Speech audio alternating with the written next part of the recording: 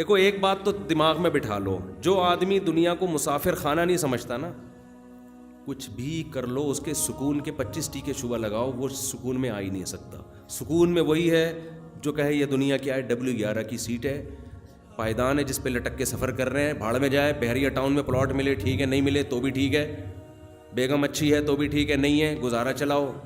بچے اچھے نکل آئے بہت اچھی بات، کرچھلی چلا رہے ہیں کوئی بات نہیں یار، مر کے ختم ہو گئے، یہ بچے بھی مریں گے ہم بھی مریں گے، سالے ٹھیک نکل آئے بہت اچھی بات، سالے ٹھیک نہیں نکلے تو کس کے سالے ٹھیک ہوتے ہیں بھائی؟ سالے کی تو ڈیفینیشن ہی ہے کہ جو ٹینشن دیتا رہے ہر وقت آپ کو بیٹھ کے، کیا خیال ہے؟ بیمار ہو گئے، صحت مل گئی اچھی بات شکر، بیمار ہو گئے تو ایک تو ٹینشن بیماری کی ہوتی ہے نا، وہ تو پین ہو رہا ہے نا، وہ تو تکلیف ہر آدمی کو ہوگی، ایک خامخواہ کی ٹینشن لے رہا ہوتا ہے تو بھائی مر جائیں گے نا، بیمار ہو گئے تو کیا ہو گیا، تو مر جائے مرے گا، ویسے نہیں مرے گا تو ویسے مر جائے گا۔ ہمارے حضرت کو کسی نے کہا کہ ڈاکٹر نے مجھے کہا ہے کہ آپ کسی بھی وقت مر سکتے ہیں، وہ ہارٹ پیشنٹ تھے، تو میں بہت ٹینشن میں آؤں، تو فرمایا وہ تو میں بھی کسی بھی ٹائم پہ مر سکتا ہوں، کوئی بھی کسی بھی ڈاکٹر جس نے مشورہ دیا وہ بھی کسی بھی ٹائم پہ مر سکتا ہے۔ اور کمال کی بات ہے کہ جن صاحب کو ڈاکٹر نے کہا تھا، شاید وہ میرا خیال ہے 20 سال ہو گئے اس واقعے کو، ابھی تک زندہ ہیں وہ، ہمارے حضرت کا انتقال ہو گیا جن سے مشورہ لے رہے تھے، سمجھ رہے ہیں، جن سے مشورہ لے رہے تھے ان کا انتقال ہو گیا۔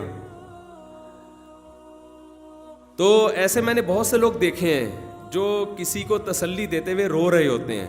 کہ نہ رو بیٹا، تیرے ابا ابھی نہیں مریں گے، انشاءاللہ اللہ ان کو صحت دے گا۔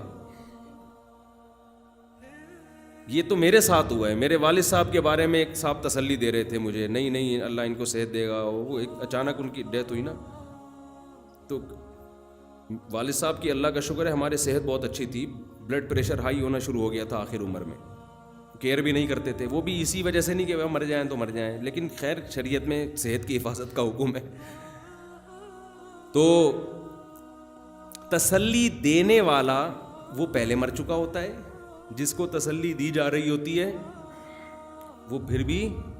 زندہ۔ ہمارے محلے میں ایک صاحب ہیں، میں نے ان کے بارے میں کہا بھائی آپ کا انتقال نہیں ہوگا، کیونکہ میں 20 سال سے دیکھ رہا ہوں آپ کا انتقال ہونے والا ہے، حقیقت بتا رہا ہوں آپ، ابھی میں پھر ان کے گھر عیادت کے لیے 1-2 دن میں جانے کا ارادہ ہے، 20 سال سے دیکھ رہا ہوں، 15 سال سے، جب سے میں یہاں آیا ہوں میں 15 سال سے دیکھ رہا ہوں آپ کا انتقال ابھی ہوا پھر بچ گئے، اور جو ان کی عیادت کے لیے آنے والے تھے وہ سارے انا للہ ہو چکے ہیں، اللہ ہمیں بچا کے رکھے، ہم بھی عیادت کے لیے جا رہے ہیں۔ عجیب ہے، یہ اللہ کا قانون ہے، ڈاکٹر لکھ کے دے دیتے ہیں کینسر ہے اس کو 6 مہینے میں انا للہ ہو جائے گا، وہ زیادہ عرصے بعض دفعہ زندہ رہتا ہے۔ میری والدہ کو بریسٹ کینسر تھا 2002 میں، بہت بڑا آپریشن ہوا، اس کے بعد بھی ماشاءاللہ بہت طویل عرصے زندہ رہی ہیں، اور جو خواتین ان کی بیماری کو دیکھ کر رو رہی ہوتی تھیں وہ پہلے انا للہ ہو گیا ان کا۔ کسی بھی وقت کسی بھی آدمی کا کسی بھی ٹائم پہ انا للہ و انا الیہ راجعون ہو سکتا ہے، تو ٹینشن کس بات کی بھائی، ٹینشن کس بات کی؟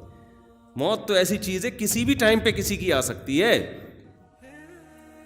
تو جو آدمی دنیا کو مسافر، اب نفسیاتی ڈاکٹر اگر پیسے کمانے کے لیے ڈاکٹر بنائے وہ تو خود ڈپریشن کا مریض ہے، جس دن اس کے پاس پیشنٹ نہیں آئیں گے وہ کہیں گے یار کوئی ٹینشن میں ہی نہیں ہے، یہ تو خود اس کے لیے ایک ٹینشن بن جائے گی نا۔ جتنی معاشرے میں ٹینشن پھیلے گی نفسیاتی ڈاکٹر کے پیسے، نفسیاتی ڈاکٹر کی ٹینشن اتنی کم ہوگی۔ کیا خیال ہے؟ اگر وہ دنیا پرست ہے، اگر دنیا پرست نہیں ہے، انسانیت کی خدمت کے لیے بیٹھا ہوا ہے پھر نہیں، لیکن اگر وہ جو زیادہ تر تو ہمارے ہاں دنیا کو مسافر خانہ نہیں سمجھا جاتا نا، آخرت کے لیے کون بیٹھا ہوا ہے؟ پیسے نوٹ چھاپنے کے لیے لوگ بیٹھے ہوتے ہیں۔ دیکھو جس کے دل میں جنت جہنم نہیں ہے وہ تو نوٹ ہی تو چھاپے گا، اور کیا کرے گا وہ؟ ٹھیک ہے اس میں 2 قسم ہے، ایک کہتے ہیں نوٹ تو چھاپو لیکن ایمانداری کے ساتھ، سامنے والے کا بھی خیال کرو، نوٹ لو اس سے مگر اس کو اس کا معاوضہ بھی دو، اور کچھ کہتے ہیں یار نوٹ پہلے معاوضہ گیا ایک طرف۔ تو دونوں قسم کے نفسیاتی ڈاکٹر مارکیٹ میں